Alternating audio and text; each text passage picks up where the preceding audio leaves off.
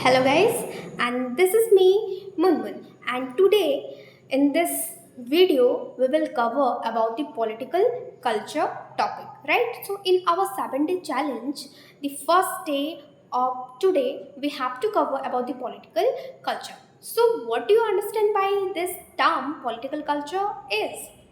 A political culture is basically it refers to a set of belief, rules, norms, and aspiration regarding to the politics of a nation. That means often अक्सर आप अपने इलाके में जिस भी क्षेत्र में आप रहते हो अपने अक्सर लोगों से कोई ना कोई बात करते हुए या किसी ना किसी के थ्रू या कोई इस चीज़ में इंगेज होते हुए आपने तो सुना ही होगा कन्वर्सेशन लोगों के कि अरे बीजेपी को 304 वोट मिल गया, कांग्रेस तो 2 सीट से पीछे है। तो ये होता ये क्या क्या मैं बता क्या रही हूँ, मैं बता रही हूँ कि लोगों में अपने देश में क्या गवर्नमेंट बन रही है, किसकी गवर्नमेंट बन रही है, कितना सीट और मेजॉरिटी में बन रही है या कॉलिजन गवर्नमेंट में बन रही है, कॉलिजन के साथ बन रही है, इन सब का लोगों के अंदर अवेयरनेस होता है, राइट। सो ये अवेयरनेस ही दिखाता है कि लोग कितने अवेयर हैं या देश का कल्चर कितना ज़्यादा पॉलिटिकली अवेयर है, राइट। लोग कितने अवेयर हैं।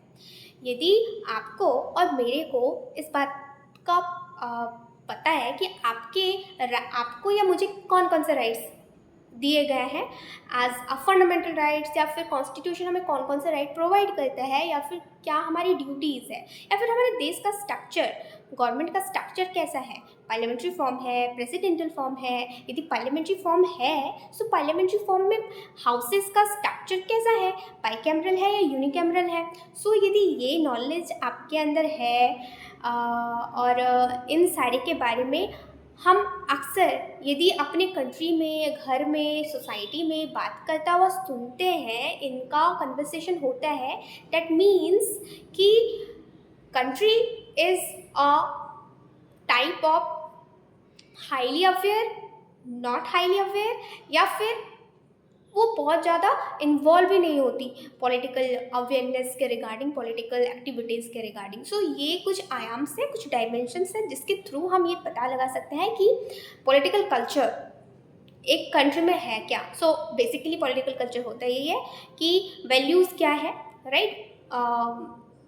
कंट्री में पॉलिटिकल टर्म्स को लेकर सिटीज़न का स्टैंड पॉइंट ऑफ व्यू क्या है अपने कंट्रीज़ के गवर्नमेंट के पॉलिसीज़, प्रोग्राम्स के regarding, right? So this is a simple intro of political culture. Now further move to components of political culture. There are 3 main components of political culture. First one is cognitive orientation, second is affective orientation, and third is evaluative orientation. So firstly we discuss about cognitive orientation. What about cognitive orientation? Cognitive orientation basically about which the things which is related to our mind, related to our mind, that means the knowledge, और we can say that the awareness, जो knowledge या फिर जो awareness हमारे अंदर है हमारे rights, duties, government के स्ट्रक्चर को लेकर, that is called cognitive orientation, right. यदि आपको पता है कि आपके मौलिक राइट्स क्या क्या है, आपके फंडामेंटल राइट्स क्या है, हमारी ड्यूटीज़ क्या है, हमारा स्ट्रक्चर ऑफ गवर्नमेंट क्या है, and how it works, because basic knowledge तो पता ही होना चाहिए हर एक सिटीज़न को, ताकि जब उसे काम पड़े किसी प्रॉब्लमेटिक सिचुएशन में तो वो खुद को निकाल सके उस जो भी क्योस वाले सिचुएशन से, राइट। सो बेसिक लॉज के बारे में आइडिया, बेसिक राइट्स के बारे में आइडिया, जैसे कि मैं आपको एक इंट्रोड्यूस कर दूं कि right to mental health, right, right to mental health now introduced as a legal right, fundamental right, and right to sleep is also a fundamental right given, this is given by recent um, news to the um, introduced by the Supreme Court, that right to mental health and right to sleep is now as a fundamental right.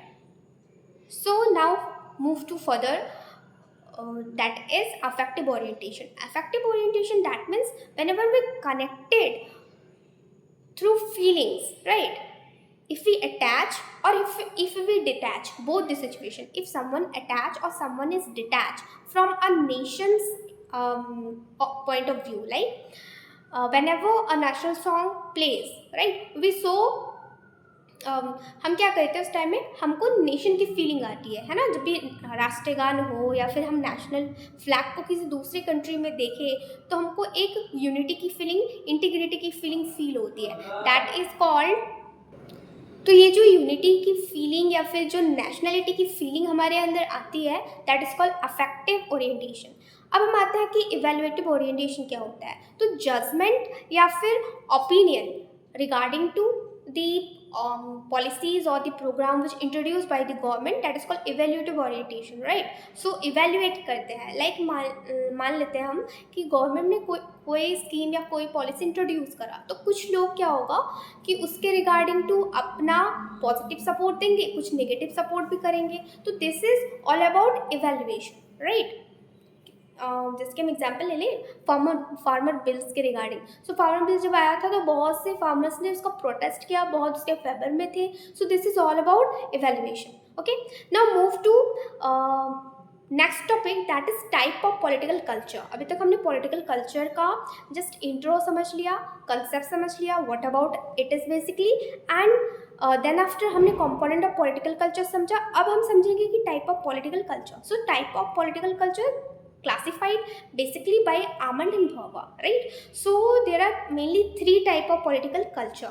First is parochial political culture, second is subject political culture, and third is participant political culture, ठीक है। So parochial political culture क्या होता है? Parochial political culture is all about कि जहाँ पर awareness बहुत ही list हो, ठीक है, अवेयरनेस लिस्ट हो, साथ ही साथ पार्टिसिपेशन भी लो हो, मतलब दोनों ही नेगेटिव में जा रहा है, पार्टिसिपेशन भी लो एंड अवेयरनेस भी लिस्ट। तो ऐसे कंट्री जहाँ पर पार्टिसिपेशन भी कम है एंड अवेयरनेस भी कम है, सो वैसे कंट्रीज़ में हम क्या बोलेंगे कि वैसे कंट्रीज़ का पॉलिटिकल कल्चर कैसा है? सो पैरोकियल पॉलिटिकल कल्चर है, and these countries basically are of African nations, क्योंकि यहाँ पर क्या होता है कि पोवर्टी या फिर बेसिकली पोवर्टी से ये सारी कंट्री जूझ रही है ना। सो वो अपने भूख को पहले प्रायोरिटाइज करेगी, अपने पेट को भरेगी, या फिर पॉलिटिक्स में अपना पार्टिसिपेशन दर्ज करेगी। बेसिक सी बात है ना। यदि पेट भरा ना हो तो इंसान इस जैसे हम कहते हैं ना कि 3 चीज़ें जो होती हैं वो इंसान की नीड होती है, फर्स्ट प्रायोरिटी में आती है, रोटी कपड़ा मकान। जब तक ये 3 चीज़ों पर इंसान मतलब जीत हासिल नहीं कर लेता या प्राप्त नहीं कर लेता है ना, तब तक वो नेक्स्ट को सोच ही नहीं सकता। सो उसी तरह से कि अफ्रीकन नेशंस जो है वो पॉवर्टी में या फिर बहुत ही बैक स्थिति में चल रहे हैं इवन आज भी। सो दैट इज़ वाई कि वहाँ ऐसी कंट्रीज़ में क्या होता है कि पॉलिटिकल अवेयरनेस या पॉलिटिकल कल्चर कंट्री के लेवल में ही बहुत ज़्यादा कम होता है। तो एग्जांपल में African Nations, right. Now second one is subject political culture. अब सब्जेक्ट पॉलिटिकल कल्चर में क्या होता है? सो इन सब्जेक्ट पॉलिटिकल कल्चर यहाँ पर अवेयरनेस तो होता है, राइट। अवेयरनेस की बात करें तो अवेयरनेस तो होता है, बट पार्टिसिपेशन बहुत ही पैसिव रोल निभाता है, मतलब लोग पार्टिसिपेट बहुत एक्टिवली नहीं करते हैं, as a passive role play करते हैं। जैसे कि हम ऐसी कंट्रीज़ में एग्जाम्पल ले तो जैसे हम नॉर्थ कोरिया का एग्जाम्पल ले सकते हैं। नॉर्थ कोरिया एक अथॉरिटेटिव गवर्नमेंट है, राइट, जहाँ पर क्या है कि बहुत सदियों से वही गवर्नमेंट रूल करे जा रही है। जैसे कि अभी हम प्रेजेंट वहाँ के रूलर की बात करें तो that is king Jong, right. So king Jong लोगों को पता ही है कि यदि वो पार्टिसिपेट करे पॉलिटिक्स में, अपना पार्टिसिपेशन दे इलेक्शंस में या फिर ना दे, गवर्नमेंट तो उसी को बनना है, वही पार्टी बार बार रूल करेगी। सो वो अवेयर तो है बट पार्टिसिपेशन में बहुत ज़्यादा एक्टिव रोल प्ले नहीं करते। So these countries are called subject political. So these countries, इन सारी कंट्रीज में कैसा कल्चर चलता है? तो सब्जेक्ट पॉलिटिकल कल्चर चलता है। Okay, now move to next, that is participant political culture. अब ये पार्टिसिपेंट पॉलिटिकल कल्चर क्या होता है? जहाँ पर अवेयरनेस भी लोगों में होता है, लोग एक्टिवली पार्ट भी लेते हैं, एंड ऑब्वियस सी बात है जहाँ अवेयरनेस भी हाई है, लोग पार्ट भी ले रहे हैं, एक्टिवली पार्ट ले रहे हैं। ऐसे कंट्रीज के एग्जांपल्स में developed country like USA and UK, so Britain and America ऐसे कंट्रीज के एग्जांपल में आएंगे, राइट। नाउ अब हम मूव करते हैं कि हमने अभी तक टाइप्स देख लिया, कंपोनेंट देख लिया, components of political culture, types of political culture. Now अब क्या होता है कि हमने ये बात भी जान लिया कि आमंड एंड वर्मा ने क्लासिफिकेशन को करा, है ना, कि 3 टाइप के बेसिकली पॉलिटिकल कल्चर पाए जाते हैं। बट लास्टली उन्होंने कंक्लूड भी करा। क्या कंक्लूड करा? उन्होंने कंक्लूड करा कि ज़रूरी नहीं है कि किसी भी कंट्री में एक ही टाइप का पॉलिटिकल कल्चर हो। जैसे हम इंडिया के कॉन्टेक्स्ट में बात करें तो क्या सिर्फ इंडिया पैरोकियल पॉलिटिकल कल्चर पर चलता है, सब्जेक्ट पॉलिटिकल कल्चर पर चलता है, या पार्टिसिपेंट पॉलिटिकल कल्चर पर चलता है? सोचा जाए तो ना तो सब्जेक्ट पर चलता है, ना पैरोकियल पर चलता है, और ना ही पार्टिसिपेंट पर चलता है, ये मिक्स टाइप पर चलता है, right. So lastly as a conclude करते हुए आमंड एंड वर्मा ने क्या करा, उन्होंने कहा कि कोई भी कंट्री क्या होती है, फुल्ली किसी एक पैटर्न को फॉलो नहीं करती, किसी एक पॉलिटिकल कल्चर को फॉलो नहीं करती, मिक्स ऑफ कल्चर होता है ना। सो तीनों टाइप के ही लोग एक कंट्री में पाए जाते हैं। कुछ लोग, आप जैसे आप खुद को देख लो, कुछ लोग जो मेरे इस वीडियो को देख रहे हैं as a political science student, obviously political science student है तो अवेयरनेस तो होगी, बट इंटरेस्ट के हिसाब से कम ज़्यादा हो सकता है, राइट। सो बहुत सारे स्टूडेंट होंगे जिनको जो अवेयर होंगे पॉलिटिकली, राइट। कुछ होंगे जो लीस्ट अवेयर होंगे, कुछ होंगे कि पार्टिसिपेट भी करते होंगे वोट्स में, जनरल इलेक्शन ऑफ लोकसभा हो या फिर स्टेट असेंबली के वोट्स हो, उनमें पार्ट भी लेते होंगे। बट कुछ होते हैं कि उतने एक्टिवली जस्ट पैसिव रोल निभाते हैं, like North Korea, right. So as a conclude करते हुए आमंड एंड वर्मा ने कंक्लूड करा कि किसी भी कंट्री में एक टाइप का कल्चर नहीं हो सकता, मिक्स्ड कल्चर होता है। तीनों टाइप के लोग एक कंट्री में होते हैं और तीनों को मिलाकर एक कंट्री में जो कल्चर बनता है that is called civic culture. So mix type of culture is called civic culture. This is said bye almond and Verma. And almond and Verba ने इस चीज़ को कंक्लूड करते हुए उन्होंने अपना एक वर्क लिखा, एक बुक लिखा, right. Here political science book means work. So whenever I use work you have to understand कि work means book and book means work, right, vice versa.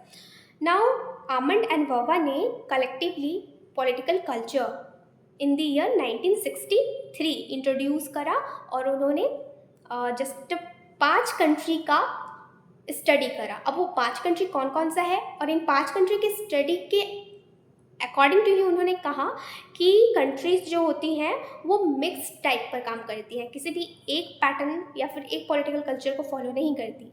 Her country में हर type के लोग होते हैं, कोई list interested होता है, कोई एक्टिवली पार्ट लेते हैं, हाईली अवेयर भी होते हैं, और कुछ अपना पार्ट नहीं लेते हैं, एक्टिवली पार्ट नहीं लेते बट अवेयर होते हैं। सो ये 5 कंट्री या 5 नेशन कौन कौन से थे जो आमंड एंड वर्मा ने रीड करा, that is USA first, second UK, third Italy, fourth Mexico and fifth one is west Germany, ठीक है। सो ये 5 नाम बहुत इंपॉर्टेंट है और खुद में बहुत ज़्यादा मार्क्स कैरी करते हैं as point of view exam, ठीक है, exam point of view. So 5 nation USA, UK, Italy, Mexico and west Germany, ठीक है। नाउ हम इस बात पर आ जाते हैं अब कि पॉलिटिकल कल्चर, राइट। हम बहुत टाइम से इसके बारे में ही डिस्कस कर रहे हैं कि पॉलिटिकल कल्चर, क्योंकि डे 1 में हमें यही आज डिस्कस करना है कि पॉलिटिकल कल्चर होता क्या है, ठीक है। सो पॉलिटिकल कल्चर ये जो टर्म है ये सबसे पहले किसने यूज्ड करा था, तो this term is used firstly by the Almond, right, Gabriel Almond in the year 1956। But where, कहाँ पर करा था उन्होंने, तो फर्स्टली ही use this term in his essay that is comparative political system in the year 1956. In his essay comparative political system he used the term firstly that is political culture, right. now हमने ये तो जान लिया कि political culture को देने वाले Gabriel Almond and Verba, right, Almond and Verba है। बट क्या उनके अलावा भी किसी ने दिया है इस कॉन्टेक्स्ट में अपना ओपिनियन? सो या, Finer is one of the scholar, Western scholar obviously. He also said that political culture are of three type. और इन्होंने जो 3 टाइप के पॉलिटिकल कल्चर को दिया है वो गैब्रियल आमंड और वर्वा के जस्ट टाइप को मैच करता है, बट नेम अलग है थोड़े, राइट। सो इन्होंने दिया है कि 3 टाइप के पॉलिटिकल कल्चर होते हैं, just like same the Gabriel Almond and Verba said, right. So he said that 3 types of political culture are: first is mature political culture, second is developed political culture, and third one is low political culture. So mature political culture में क्या होता है कि mature दोनों side से होते हैं। अब दोनों साइड से बोलने का मतलब गवर्नमेंट भी mature होता है ऐसे सिस्टम में, और सिटीजन भी mature होता है। So दोनों ही mature होते हैं और पार्टिसिपेशन भी एक्टिवली होता है, राइट। सो डेवलप पॉलिटिकल कल्चर क्या होता है कि जहाँ पर डिस्प्यूट बहुत ज़्यादा होता है। डिस्प्यूट बोलने का सेंस कि अथॉरिटी मतलब कि गवर्नमेंट और सिटीजन दोनों में डिस्प्यूट होता है कि सबसे ज़्यादा सुप्रीम कौन है, अथॉरिटी सुप्रीम है या फिर पीपल सुप्रीम है, सिटीजन सुप्रीम है, राइट। तो उसमें डिस्प्यूट की पॉसिबिलिटी बहुत ज़्यादा होती है। नाउ लो पॉलिटिकल कल्चर, अब लो पॉलिटिकल कल्चर क्या होता है जिसमें कि वीक सिस्टम भी होता है एंड लोग का पार्टिसिपेशन भी लो होता है, राइट। नाउ अब हम बात कर लेते हैं कि factors that affect political culture. अब कौन कौन से फैक्टर हो सकते हैं? सो फैक्टर में आप खुद सोचो ना कि पॉलिटिकल कल्चर को कौन कौन से फैक्टर्स अफेक्ट कर सकते हैं। फर्स्टली पॉलिटिकल कल्चर को अफेक्ट करने वाले फैक्टर्स में सबसे पहला फैक्टर होगा उस देश की हिस्ट्री, राइट। जैसे कि हम एज कॉन्टेक्स्ट टू इंडिया की बात करें तो इंडिया का जो कॉन्टेक्स्ट है वो हिस्टोरिकली यदि हम देखें तो हम एक बहुत लंबे टाइम तक कॉलोनियल रूल के अंदर थे, राइट। सो कॉलोनियल रूल में क्या था, ड्रेन ऑफ वेल्थ, हमारे इंडिया से जितनी भी वेल्थ थी वो बाहर लेकर ले जाया गया बाय द ब्रिटिशर्स। सो इससे क्या हुआ, देश में पोवर्टी ये बहुत ही रैपिडली राइज हुआ है, जिसका असर हम आज भी देख सकते हैं कि इन द ईयर ऑफ 2025 जहाँ हम हैं, पोवर्टी को जस्ट इराडिकेट करने के लिए गवर्नमेंट आज भी बहुत सारे स्कीम्स इंट्रोड्यूस्ड कर रही है, बट हम फुल्ली आज भी इस पर विक्ट्री नहीं पा पाए हैं। सो आप देखो कि उसका इफेक्ट कितना ज़्यादा है। तो जो देश खुद पहले इन 3 चीज़ों पर विक्ट्री हासिल नहीं कर लेता, रोटी कपड़ा और मकान पर, तो वो कैसे पॉलिटिक्स के बारे में सोच सकता है कि देश को चुनने के लिए देश चलेगा कैसे, उसमें हम अपना पार्टिसिपेशन कैसे निभाएं, हम इलेक्शंस में पार्ट कैसे लें, इसके बारे में कैसे सोच सकता है, राइट। सो किसी भी देश की हिस्ट्री इफेक्ट करती है उसके पॉलिटिकल कल्चर को। दैट इज़ वाई कि बहुत majority people, right, from the grass root level से पॉलिटिक्स में जाते तो हैं, बट प्रलोभन की वजह से, जो कि आप भी जानते हो कि वोट बैंक कैसे की जाती है हमारे कंट्री में। बेसिकली यदि हम डेवलपिंग नेशंस की बात करें तो 2 फैक्टर्स कंट्री को ले डूबती है, एक तो कास्ट, दूसरा रिलीजन। यदि ये आ गया पॉलिटिक्स के अंदर में, सो या इसके कुछ पॉजिटिव एस्पेक्ट भी है, कुछ नेगेटिव एस्पेक्ट भी हैं, बट कि कंट्री को एज अ होल डिग्रेड कर देता है। एंड वही बात है कि यदि पोवर्टी है, so poverty is one of the reason कि पॉलिटिकल कल्चर डेवलप कैसे होगा। यदि लोग इंटेलेक्चुअली अवेयर होंगे ही नहीं पॉलिटिकल प्रोग्राम्स के बारे में, कल्चर के बारे में, गवर्नमेंट की स्कीम्स के बारे में, कंट्री में स्ट्रक्चर ऑफ गवर्नमेंट के बारे में, and the rights and the duties what they just hold that is given to the citizens by their constitution, if they're not aware, so how they participated, how they talk about, how they involve, right? So this is one of the reason. Now next point है economic condition. Economic condition कैसे affect करता है? Economic condition affect करता है कि यदि देश में इकोनॉमिक क्राइसिस चल रहा हो, राइट, या फिर जीडीपी लेवल का डाउनफॉल चल रहा हो, तो देश कैसे सोच सकता है पॉलिटिकल कल्चर, देश में कैसे पॉलिटिकल कल्चर क्रिएट हो सकता है, राइट। नाउ नेक्स्ट पॉइंट है कि एजुकेशन एंड मीडिया।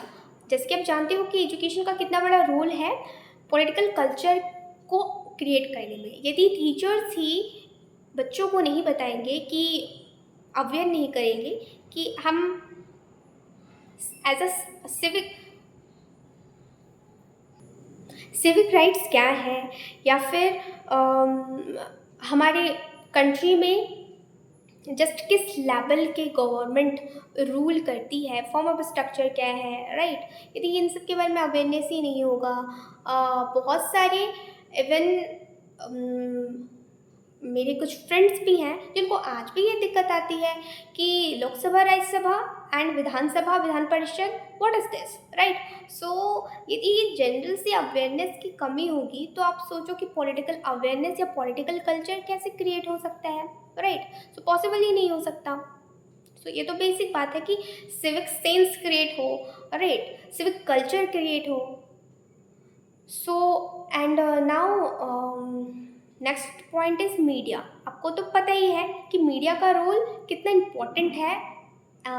इफ़ हम यदि हम डेमोक्रेटिक कंट्री के सेंस में बात करें तो, because in democratic country media is one of the fourth pillar considered as the backbone of the democracy, right. So और आज तो हम जानते ही हैं कि मीडिया कैसे और कितना इफेक्टिवली अपने काम को निभा रही है, राइट। सो उस पर मेरे को बोलने की कोई ज़रूरत है नहीं, आप बहुत अवेयर हो इसके बारे में।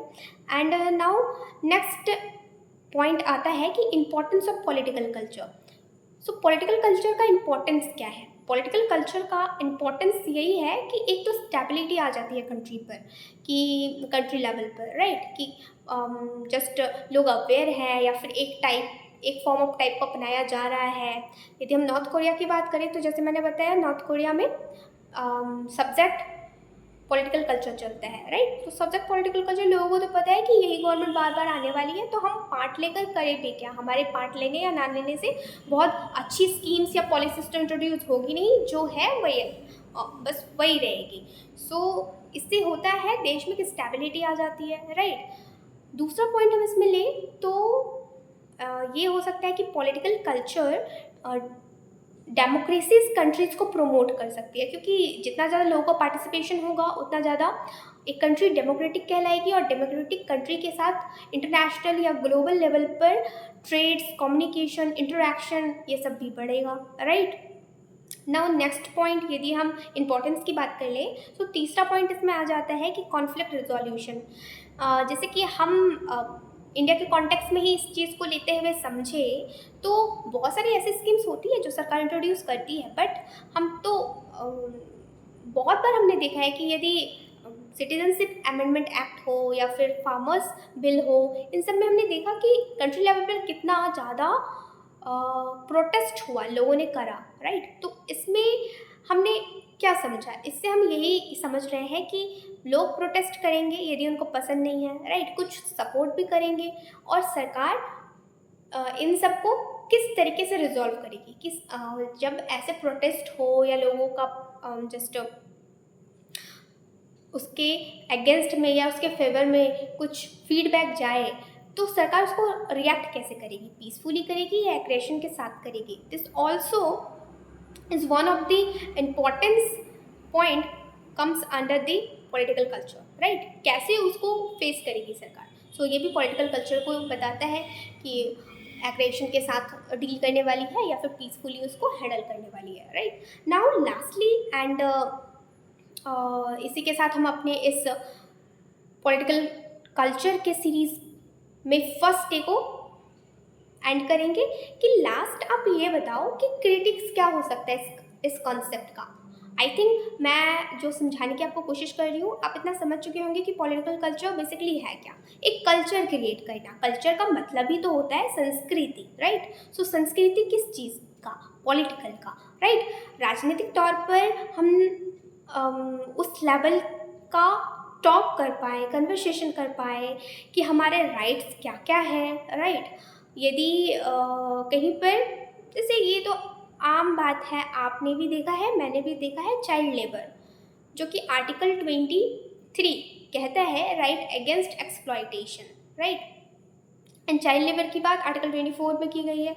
सो ये है क्या, हम जानते हैं कि हमारा कॉन्स्टिट्यूशन ये कहता है कि चाइल्ड लेबर नहीं करवाया जा सकता, या फिर किसी के भी साथ शोषण हो तो शोषण एक्सप्लॉइटेशन के विरुद्ध में हम आवाज़ उठा सकते हैं। लेकिन क्या ये सारी चीज़ें कॉमन पीपल को पता है उनके राइट्स के बारे में, कि उनको क्या क्या राइट्स मिला हुआ है, या फिर वो अवेयर है इस चीज़ के बारे में, या उनको अपनी ड्यूटीज़ पता है कि 6 से 14 ईयर्स के बच्चों को कंपलसरी एजुकेशन ज़रूरी है, पता है?